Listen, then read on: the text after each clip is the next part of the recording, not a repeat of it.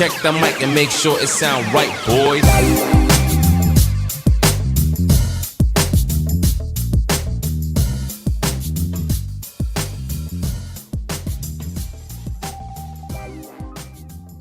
Welcome one and all to the Defiant Takes Football Primetime Preview Show. I'm Max Dean. You can find me on Twitter at @TheMaxDean. And I am back once again with Nick Merriam at Nick with Sports. And we are going to preview the Thursday night football matchup between the Detroit Lions and the Green Bay Packers. But first, we have 3 rookies to talk about and then a surprise segment that Nick is going to bring up. Okay, so normally we talk about a couple of rookies each that we want to bring to the table, talk about their previous week's performance, and just kind of gauge how these players are acclimatizing to the NFL. But there's something that Nick wants my live reaction to on air here. So we'll see what that is, and then that will take us straight into the preview and spread picks for the night game. Nick, how you doing tonight? I'm doing well. We're going to fly to Maine tomorrow for the Someone's Got to Win Bowl. We're 0-4, Maine's 0-4, so we'll see how that goes. It's not going to be that cold there, which is good. It's usually freezing, so that's nice. That's true. Well, I am nestled here in hot and weirdly steamy lately Texas, in Austin, where people are I'm getting weird feedback about all the locals here about Texas. So we'll see. We'll talk about them at another time. I don't think we have time for that conversation, but it's like some people are just on the roller coaster and some people are like, they don't deserve to win. I won't get into it, but yeah, I will be heading up to New York in a couple of weeks, which will be nice. A little escape from this weather, visit some family and whatnot. Not as fun as traveling for football, but it'll be good to see them. So, all right, the first player we're going to take a look at, actually the first couple, come from the Houston Texans. Now, first one we have is CJ Stroud, quarterback. He was a player that we didn't talk about much. We did talk about Anthony Richardson, so he was the first quarterback that we brought up on our rookie update segment, and then he's been hurt, and so this has given us a chance to talk about CJ Stroud, who had a nice game against the Jacksonville Jaguars. So, before kind of going through individualized notes on certain plays about how he performed, I mean, all the stuff that we saw when we were looking at him prior to the draft was readily visible. Again, just very fluid athlete, sort of graceful, gazelle-like running, gets up to speed quickly, never has to put everything into his throws. I didn't see a single throw in the entire game where he really ripped it because he just throws it so easily. Accuracy is really nice. So in just terms of those physical gifts, that all does seem to have translated with basically no issue at all. What is your take been so far on Stroud?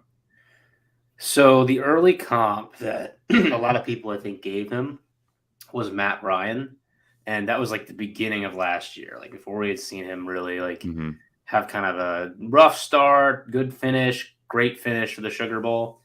And so far, I think his NFL career is very Matt Ryan-like in how it has started, especially because Matt Ryan also came into the league, and it was like, oh yeah, this guy just kind of is making the right throws. He's accurate. His numbers are like not like he's not like putting up like his 400-yard Cam Newton performances, but he's just completing 2/3 of his passes.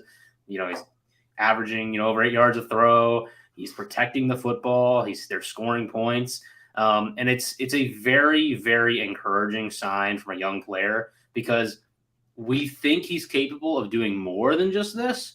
But he's come into the league and with a roster that maybe is better than we thought it was, because I think they do have some receiving talent that's looked very good early on here, and we may talk about that in a little bit. He has elevated them, first of all. And second of all, the moment is not at all too big for him. He looks like he's belonged since the moment he stepped on the field. Yeah, absolutely. I agree. I think the biggest thing with him at this point is not his ability to read the field. It's just needing to do everything a touch faster, right? We saw him anticipate throws in college a bit, and we pointed it out. We also pointed out times where he was waiting for the guys to come open, and some of the feedback was, well, you're not going to anticipate every throw. I mean, that's true, but one of the issues with the Ohio State system is that it's easy on quarterbacks in the sense that they can trust their guys to get open. They usually have very good protection. And so throwing with anticipation in college in that system at least gives us the idea that he can do it. And the more he does it, the more comfortable you are. And now, right now, he had pretty good protection in this game, and he didn't get hit too much, but he did wait for some guys to come open for sure. He was a little late on some throws, and the one throw that he did have that I specifically noticed where he picked up, or where he threw with anticipation, was it was really impressive. And let me just check my notes here. It was a post route to Nico Collins, and the coverage was really tight, but the DB never reacted because he threw it so early, and Collins dropped it. And at first he's like, he gets up and he's pounding his chest, and I'm like that's on me. And I was like, well, there's no way that the DB didn't get his hand in there because the coverage was so tight. But then, like, you see the multiple angles, and actually, like, he did just hit him, like, right in the gut, and it was a perfect throw. So you still see those little signifiers that that's around the corner there, that he can do that more. But in a bigger picture, he needs to get better at going just a little bit faster through the progressions. And again, it's not to be negative. It's his third start. But if we're looking at where he is and what he specifically needs to improve on, that would be it. Yeah, I agree. And I think, the comfortability, like throwing the ball downfield, is nice to see early on. It's why, I think that's a big thing with Young. Like, that's a concern for me with Bryce Young right now. Is he just, and I know the Panthers are like maybe the worst roster in the NFL outside of quarterback, and that's a whole thing. But you have to give your guys a chance and have some trust at some point. You just need to push the ball downfield because you're not going to win games you don't. And I think Stroud has had some easier opportunities with that. Heck, that Tank Dell touchdown was a bit of a stat inflator, and the guy was just wide open down the sideline. So, that one probably as easy as it comes, but also. But at least he recognized it, right? Yeah, exactly. And I haven't watched enough Panthers tape to really tell you if that's occurring or not, but I can tell you that I don't think that there's even been like more than a few throws from Young where he's pushed it further than 20 yards downfield. Yeah. So I'll hold off on the Tank Dell reception because we'll talk about him a little bit more in a minute. But, just a couple of other things that he did look very comfortable with is not panicking with pressure. There was a free rush when he threw the touchdown in, like, basically on the goal line. There was a free rush from the nickel blitzing, and he does a really great job of just kind of like seeing that coming, just turning his body a little bit and throwing to the vacated space for the touchdown, right? Like, that nickel's coming fast, and you're going to get hit. He does a great job of getting the ball out. Again, I think size comes into play there because not that a hit doesn't hurt, but it's just different when, you can kind of absorb it. And so it looks like that translates. He's not afraid to take hits in the pocket. I think a couple times he's taken sacks because he might even be too comfortable at times. And He doesn't really like getting outside the pocket. So he just kind of is like, oh, well, the pocket's closing, I'm taking a sack. But he certainly is unfazed by traffic around him and has done a good job to deliver some throws with messy pockets. Yeah. And, or someone will be coming up like straight down the center of the pocket early in the game. He just gives like this little like hop left. It's like he almost includes it as part of the drop back because it's like he's there, but it's almost like a little hitch and then just hits the check down. And there's another time where he's just like, he's got pressure and like he feels the pressure at the exact right second coming off his blind side, and he just turns into it and throws a check down as well. And that ended up being a nice play because like that whoever the check down player, I think it was Dameon Pierce, just like got like 9, 10, 11 yards or something like that because the ball got there. And that's stuff that we see young quarterbacks struggle with coming into the league, getting locked on, looking downfield, or getting to the check down too quickly.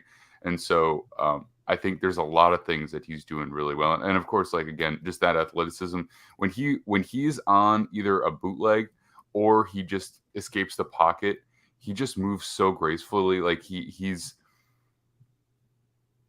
the long strides allow him to like really make a decision about where he's going with the ball. Like, and it doesn't have to be like a jerky motion. He's definitely gifted in that regard. Yeah, absolutely. And I think, part of that, the fluidity of him in this offense and just like how comfortable he is just kind of trying. We talk about the speed of his like processing, getting the ball on time, but it's been good enough that it's allowed for these other pieces to develop. He is a very high floor early in his career, and that's a nice thing for a Houston team that has had a little bit of a time finding some substantial ground to stay on. All right, so the last thing I'll say about him is the one kind of negative play that he had, or really was it turned out to not be a problem in game because it was a drop interception, but there was quarters coverage and the hook curl defender was kind of following the slot across, right? But it was just a carrying him through the zone, and Stroud seemed to think that he was going with him. And so then he turned to try and hit the dig, and then the hook curl defender was just right there, just waiting for it, and he dropped it, so it worked out. But like that's a play where you gotta be aware. So still, again, Don't give you things. Yeah, just young quarterback things. This is not something where I'm making a major criticism. Just talking about the numerous good and a few bad. But all right, that takes us to Tank Dell, who is now the number one receiver for the Houston Texans. And I say that slightly in jest, but actually honestly as well. And while Nico Collins did have bigger numbers through week 1 and 2, to me, it's quite clear that Dell's already the better player. And we saw flashes from him in preseason that really made me think this is a dude. And we're seeing that now. Now, you're right. Stats are a little inflated. On the touchdown catch, it was man coverage. It was cover 1. And they were looking, the Jags were looking too closely at the sticks. They were trying to turn the ball over, or they were trying to get the ball. They're trying to get off the field on third down because it was getting to the end of the game and they need points, and they let him slide by, and it was just an easy catch. So that one, yes, it was a big play, but the reality is I think he's developing quite nicely. Why did you want to talk about Tank Dell today? I don't like making declarative statements about players early in their careers, but I think this guy might have been really underdrafted. I think he's really good. I think he's a really good player.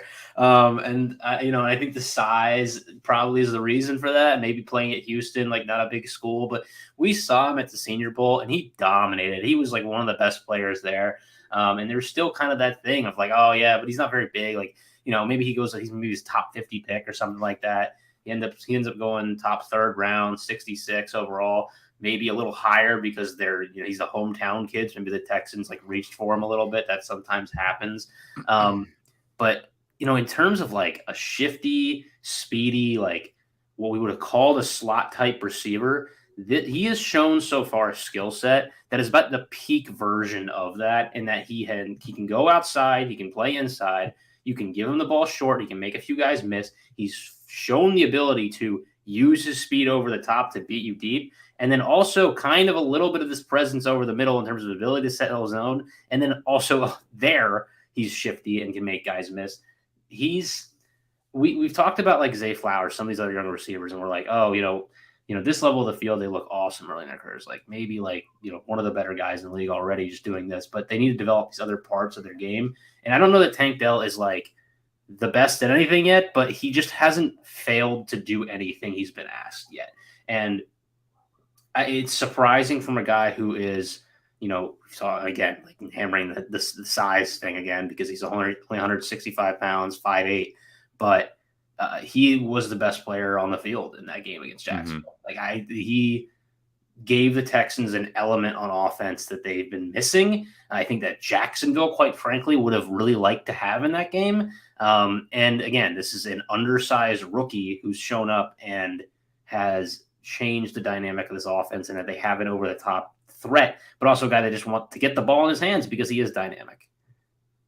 I think he already shows stud receiver qualities in a lot of different facets. Things where you can look at all the measurables and some of the stuff is just impossible to teach guys. The ability to twist your body in motion to make a catch without ever losing a step, tracking down the field, just an understanding of like his body space, and his speed is tremendous. He's one of those guys where his speed allows him to win what would be like 50-50 balls, but he's just more comfortable moving at that pace than other human beings. So it just becomes his advantage. Does that make sense? Like, he's not just this big guy who's just going to go up and body you, but because he's so comfortable moving at a high pace, like in a vertical sense, or in a corner route or whatever the case is, it's just like he adjusts to the ball more effectively than whoever it is covering him is going to. He's got good hands. It's just this. It's an understanding this balance, I guess, to go along with the speed and athleticism. And you talk about, his body control and his ability to contort, and I think he meshes that well with like an early career awareness that is high level for any receiver. On that touchdown that we mentioned earlier, where he's wide open, it's a coverage bust. He runs like an out and up out of a bunch set. He's just, they leave him uncovered, and he's wide open. And Stroud sees it really early and floats it out there, and he's still kind of in the outward turn portion, looking over his opposite shoulder, and you can kind of see from when he turns, like he doesn't know where the ball is. So his catch is made like right after he turns for the ball in stride, and he doesn't like stumble or change speed or anything. It's just like the ball is there and he's like catch, touchdown, and the presence of mind is impressive in itself, but then also like this is a guy in his third game in the NFL, and it wasn't a problem for him to make that play, even though that is a tough play for even a veteran to make, because it's just not. It's quite frankly, Stroud probably threw that ball a little earlier than he needed to. Yeah, I mean, I well, you want to get the ball out, but if I remember right, it was basically like a kind of like a corner on that particular play, if I remember right, and so like. It might have been a corner that broke off upfield because Stroud led him there. But he definitely he is turned out like it could. I don't remember like how flat he was, but he's like over that shoulder, like looking for the ball, and the ball ends up way over here because he completely flattens out the route upfield by the time he catches it. Exactly. So what he does is he gets the inside release, and I think that's why his coverage, his defender, is not looking there, because he's kind of feeling him drift towards the deep safety.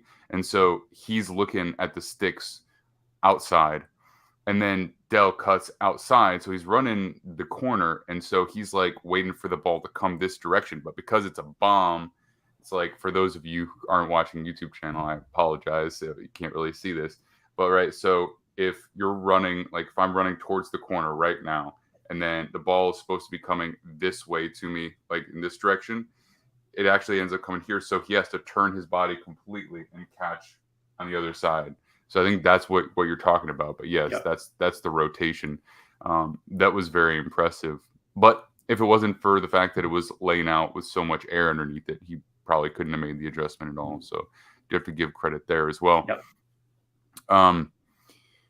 But yeah, the last thing too is just that I think he's got that dog in him. I mean, and this just goes back to the preseason, when they are just trying to make a play. Like, he's like, we're gonna score. Like, he's like rallying. He's a third round rookie in a preseason game, and he's like rallying the team around him, like telling them what to do and stuff.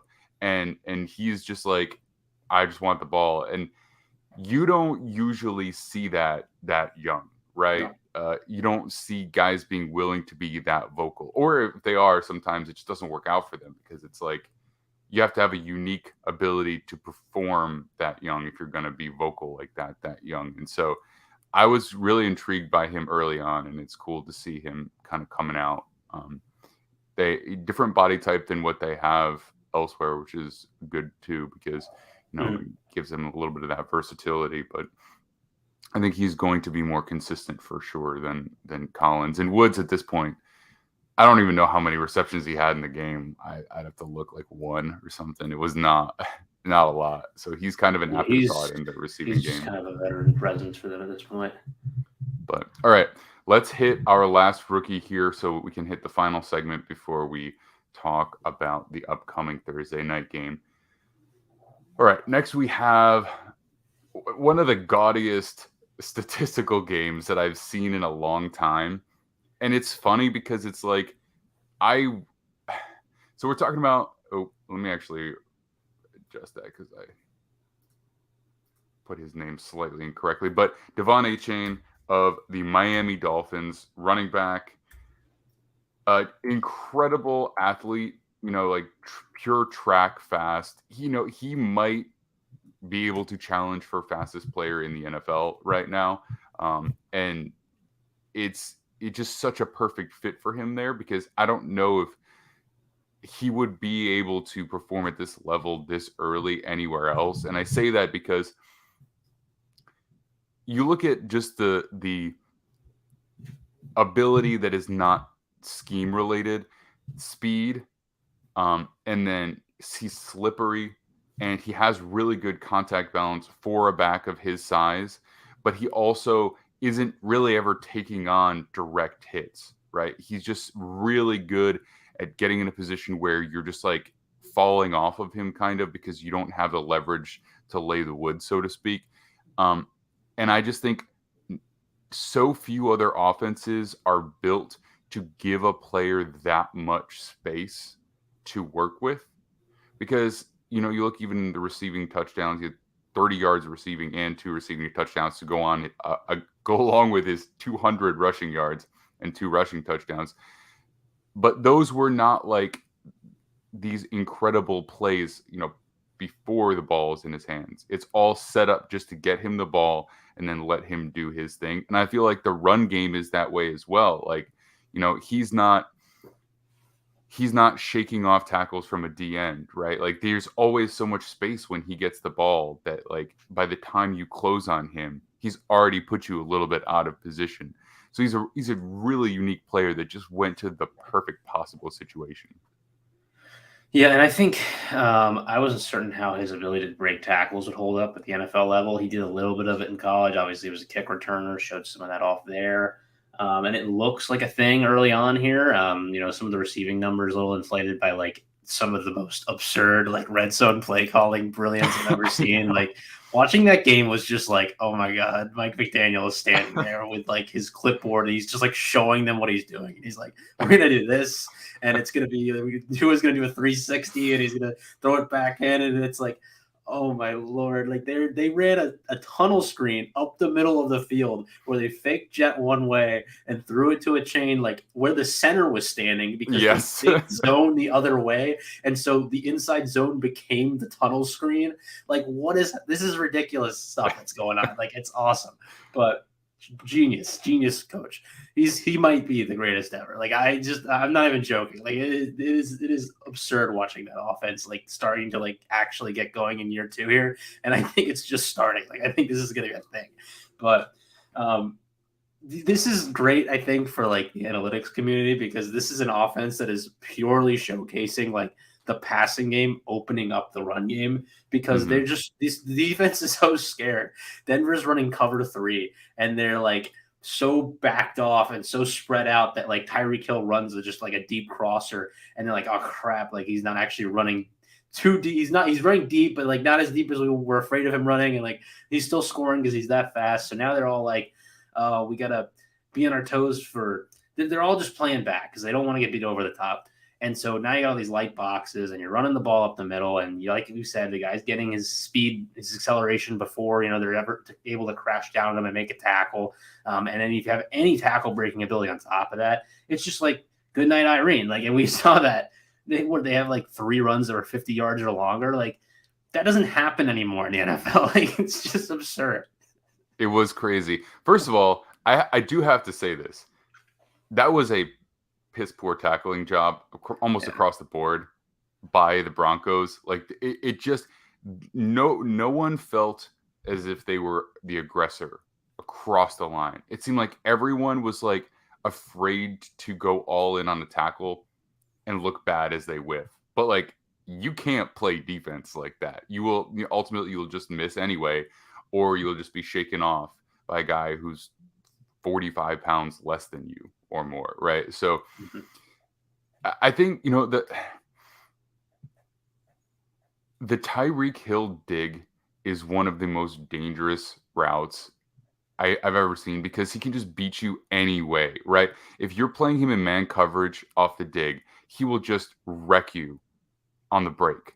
If you're playing in zone, then he'll throttle down so that the inside defender, like the deep hole defender, has to like gravitate towards him, and then he'll immediately throttle up and just beat you on the other side of the zone. And it's like Tua can just throw it to that spot and he'll just get there. It's like the ways that he can beat you with that route is so painful, and I feel like that's like the setup for all of what they do ultimately.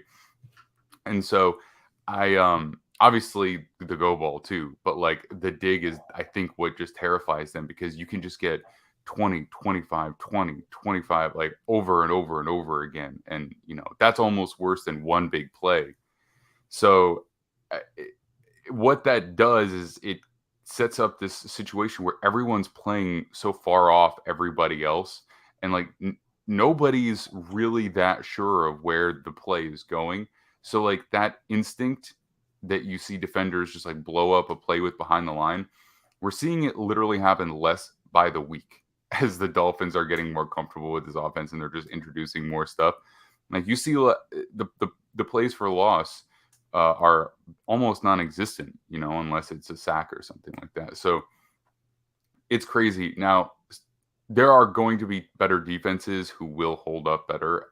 The Dolphins are obviously not going to be dropping 70 points a week, but A-Chain is a great way for them to make it harder on everybody else, because they just have so much speed. And it's just yeah.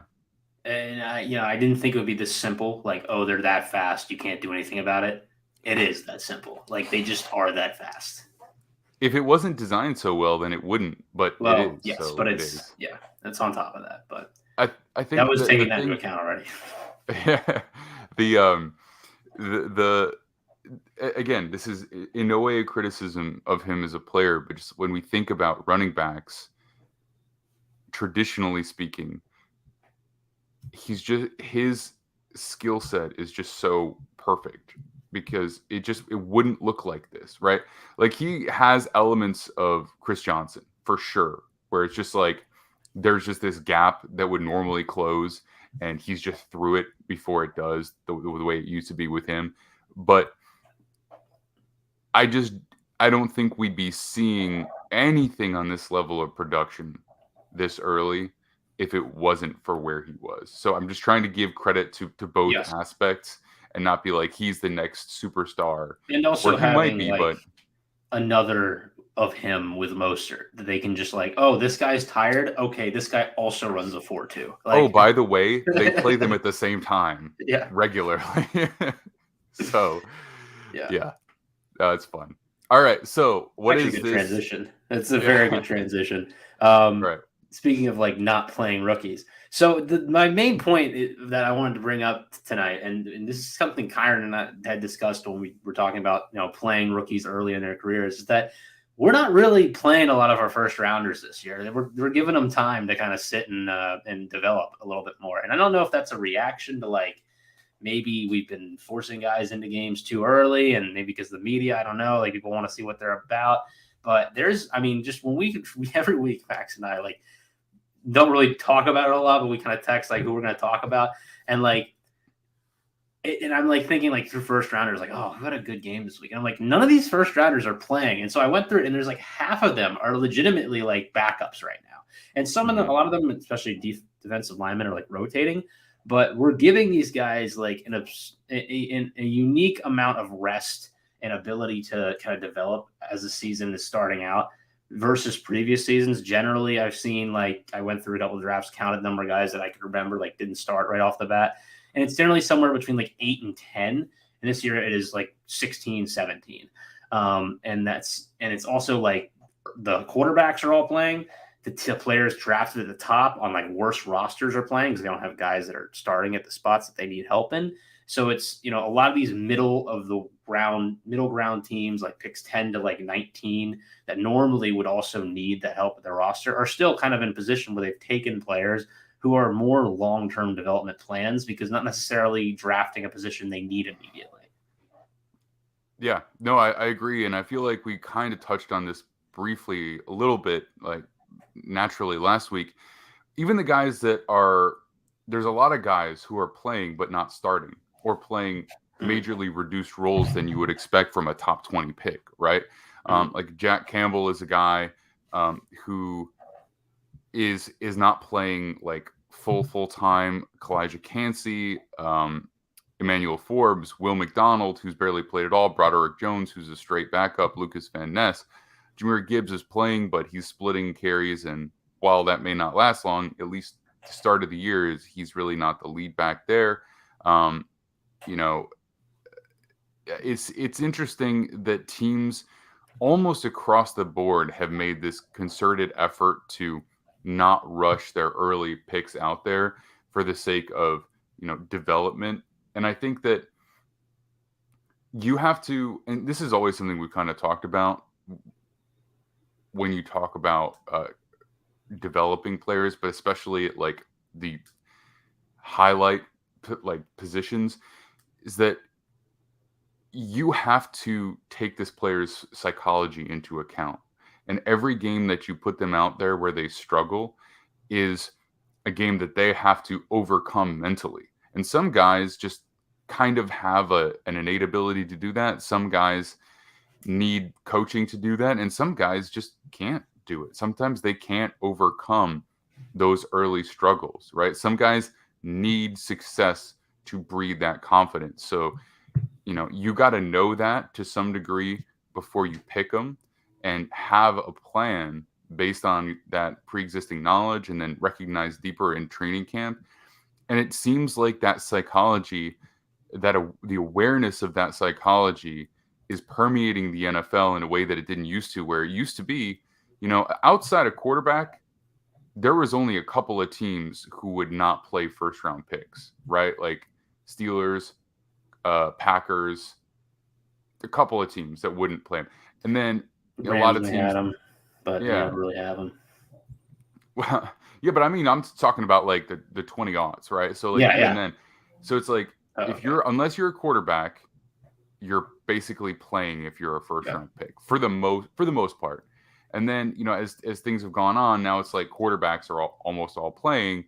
And now we kind of made this transition where there's a lot of guys who are not, because there's this understanding of what it takes to get out there every single week and be that kind of guy. I mean, I know that there's more of an awareness of player mental health in general, and I would have to assume that this is a big part of it, right? Like overcoming struggle and kind of mediating that success.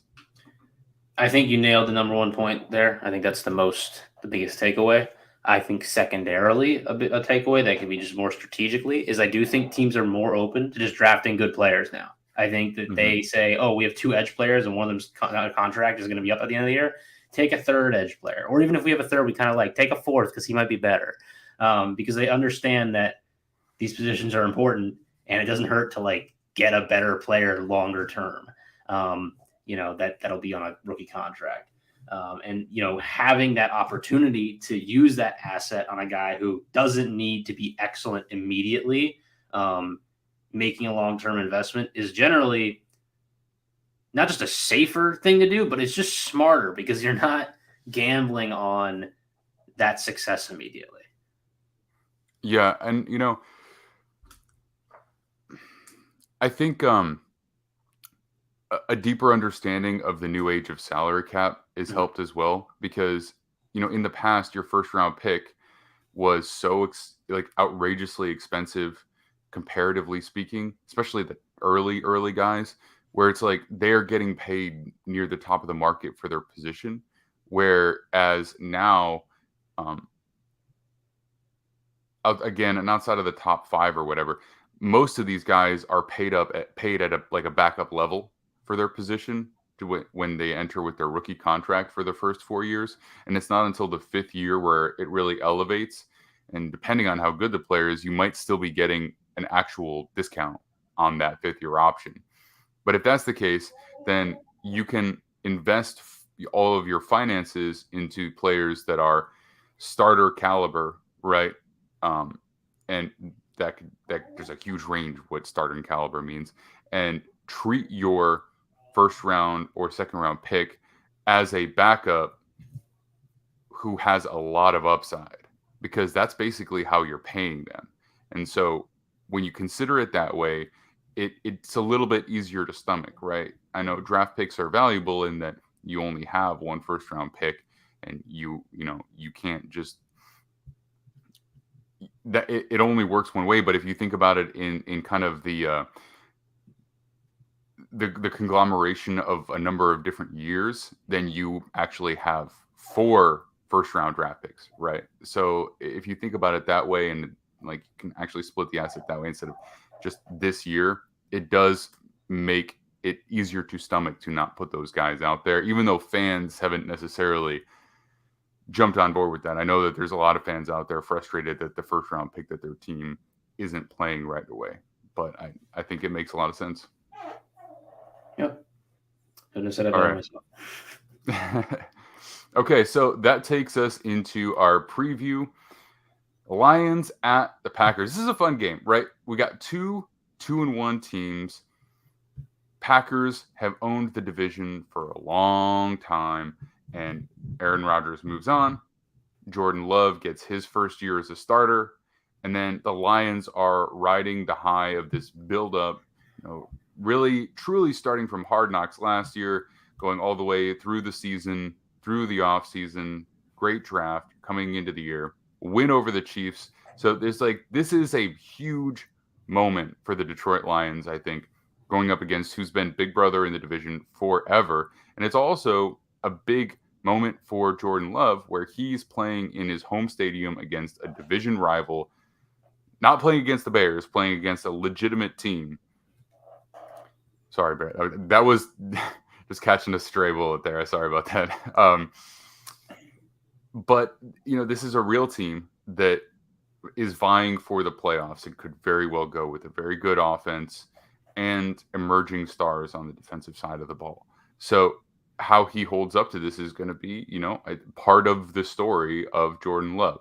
So how do you see this matchup going? Or if you don't want to jump straight to like the actual story of it, what do you think is going to dictate how it goes? Well, first of all, I don't know where this line's coming from. The minus point, it doesn't matter for us because it's the same thing. But I've seen a lot of 2.5 for the Lions, but it's the same thing. So, really, you're betting it's whatever you're betting. It's close. I mean, it matters. We use barely. The NFL, the ESPN Pigskin Pick'em. Yep. So that's where we're making our picks, gotcha. Right? And so I think those lines are slower to change than a lot of the betting markets. So that's either way. But you're picking who's winning here. That's what's going on. Mm-hmm. My theory with Green Bay has always been I thought they were going to be a playoff team. I thought the Lions would be a playoff team too. I thought Green Bay towards the end of the year would be the better team maybe, but with not winning the division, just kind of getting everything together as Jordan Love develops and the offense kind of pieces together. Having some injuries now. Dave Bakhtiari's not playing tonight. I believe they might be missing someone else in the O-line. I'm not certain about that.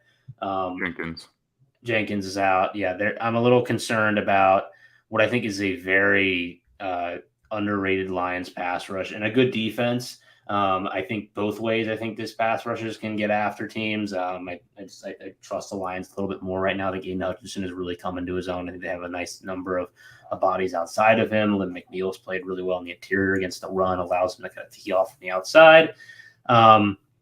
Love is still figuring it out, and I think this is very much a situation where, the Packers might lose tonight, and then they might come back in Detroit later on Thanksgiving and beat them. I haven't disliked what I've seen from Green Bay. I think they're good, but they're piecing it together. They've, won they won a close game last week against the Saints team that I don't think is excellent, but they're decent. They're good enough to be a playoff team themselves, and I think the Packers showing some fight in that game shows you they're capable of playing with any team in the NFL, really, in my opinion. I think they can pull this off tonight, but I just think Detroit is a little bit too much of on a roll right now. They just have a lot of talent. This draft class looks awesome. We didn't even talk about Brian Branch or any of their guys tonight. We probably should have talked about Brian Branch. That was our mistake. But they looked a lot of their rookies looked really good in that game against Atlanta. Their defense played one of the best games we've seen from them in a while. That was like the concern a couple of years ago, and they've really made the jump under Dan Campbell here. And the offense we've known has been able to move it under Ben Johnson and scheme up some stuff and do some creative things. And the assortment of weapons now with a new tight end that looks really good in Laporta, an extra running back, kind of a new running game with Montgomery, similar to Jamal Williams, maybe a little more dynamic. And then Jahmyr Gibbs kind of gives you that changeup. Already had the O-line, already had some receivers.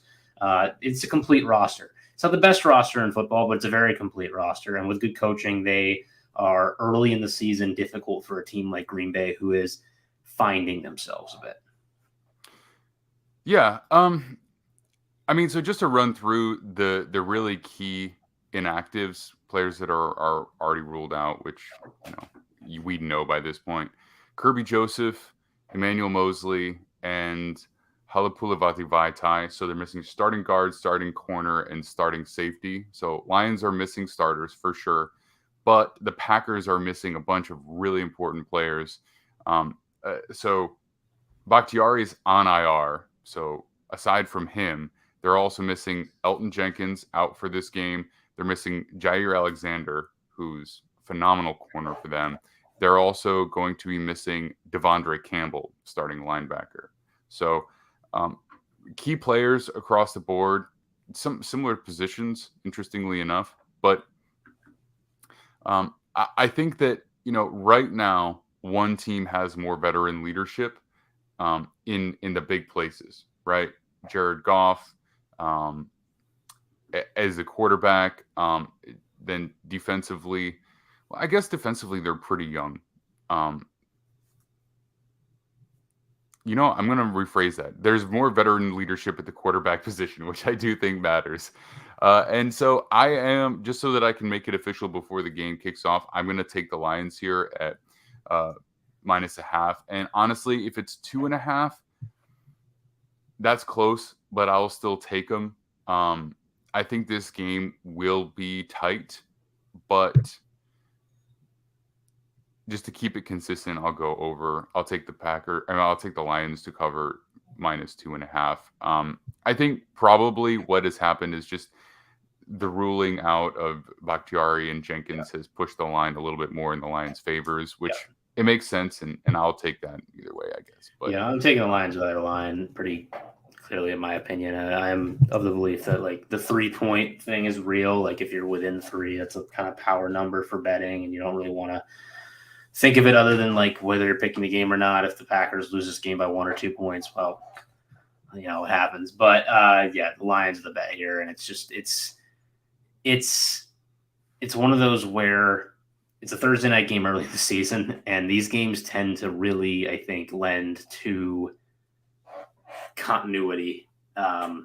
And there's a big difference in continuity between these two teams. And it's purely because you could just point out the quarterback position, like you mentioned. I think that matters a lot.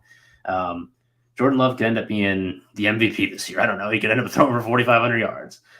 He still could lose this game tonight because it's just really this is the league where this is the NFL, right? When we've been saying every week, I've been saying every week, after 2 weeks, we've only seen 2 games. And now we've only seen 3 games.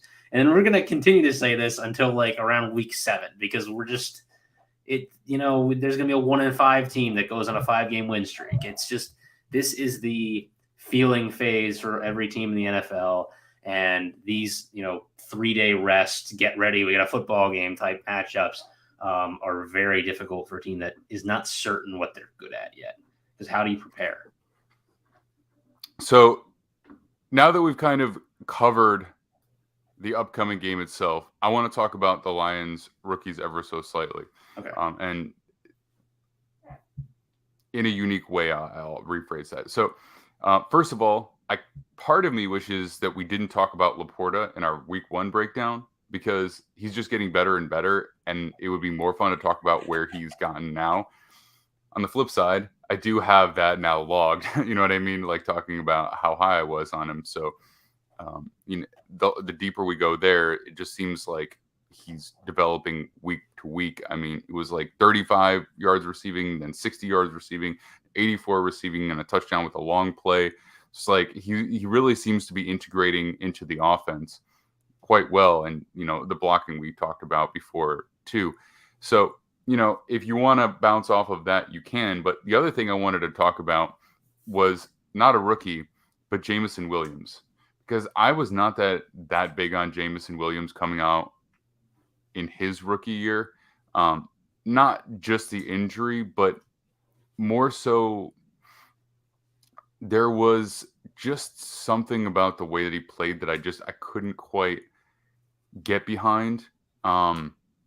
And I know that a lot of people looked at that blazing speed and got really lost in it. And I may yet be proven wrong, but it just kind of seems like at this point that it would be hard for him to become the player that they believe they were investing in at 12th overall, I think it was. What are your thoughts on Williams?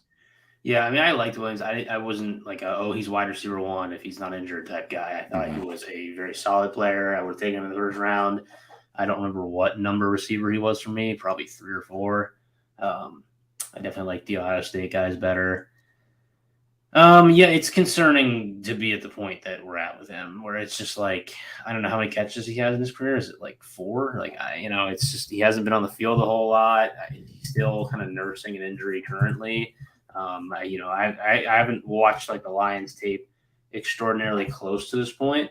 But he's still suspended, right? Yeah, for so like 3 more games. But it's so I'd reserve judgment on it because of that. Until we see what happens, like for about a month after that. But if you're the Lions, I think you kind of need to see something here, like right out of that suspension, because you've had a lot of time to figure that out, get in shape. Your ACL has had a year at least to kind of heal. You should be like close to 100%, trusting it.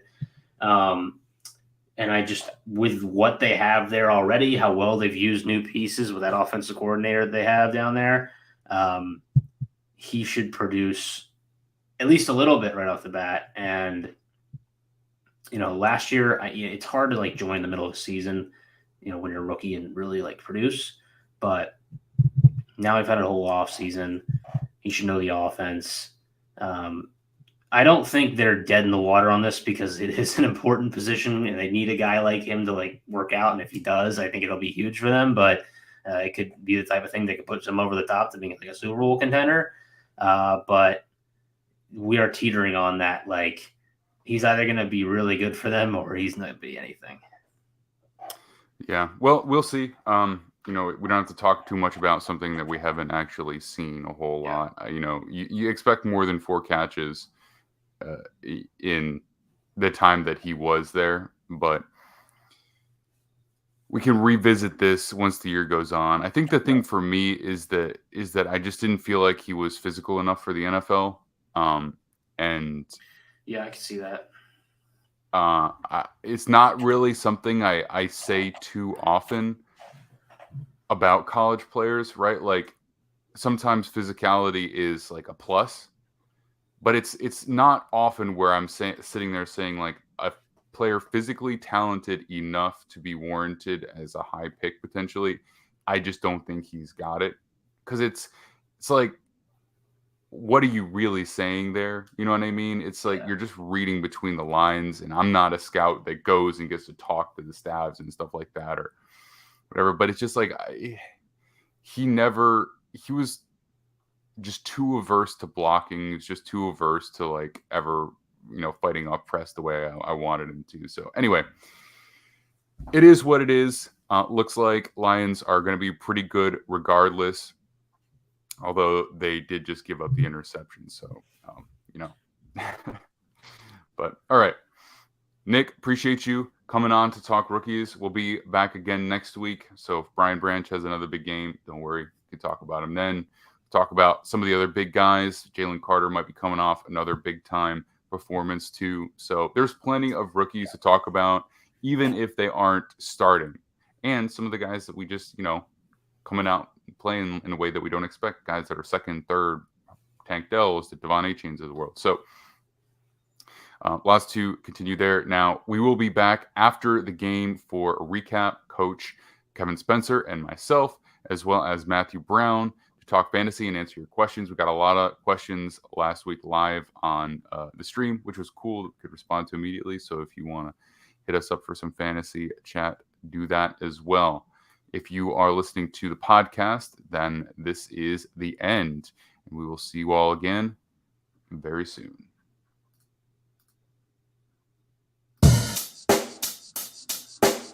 Check the mic and make sure it sound right, boys.